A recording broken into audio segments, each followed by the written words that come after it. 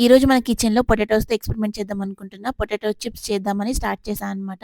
ఇదేముంది చాలా సింపుల్ కదా! ఎవరైనా చేసేస్తారు అని అనుకోకండి. నేను అలా అనుకునే పప్పులో కాలేసా. యూట్యూబ్‌లో ఒక వీడియో చూసాను. ఆ వీడియోకి 2,000,000 వ్యూస్ ఉన్నాయి. పొటాటో చిప్స్ సింపుల్‌గా ఇంట్లో ఎలా చేసుకోవచ్చు క్రిస్పీగా అనేది చూపిచ్చారు అందులో. సరే ఇంక సింపులే కదా! ఫాలో అయిపోదాం ఏముందిలే ఈజీగా చేసేయొచ్చు అని గుడ్డిగా ఆ వీడియోలో ఉన్నట్టు ఫాలో అయిపోయాను. యాక్చువల్లీ వాళ్ళకి బానే వచ్చింది. మరి నాకెందుకు రాలేదో తెలీదు. నేనేం మిస్టేక్ చేశానో నాకు చెప్పండి మీరే కమెంట్ చేసి. యాక్చువల్లీ దేవుడు నాకు ముందే హింట్ ఇచ్చాడు. కరెంట్ పోయింది నేను ఎయిర్ ఫ్రైయర్ చేద్దాం అనుకుంటే అప్పుడే ఆగిపోవాల్సింది. ఏముందిలే అని చెప్పేసి కరెంట్ వచ్చాక మళ్ళీ స్టార్ట్ చేశాను. చూస్తే మొత్తం మాడి మసైపోయినాయన్నమాట.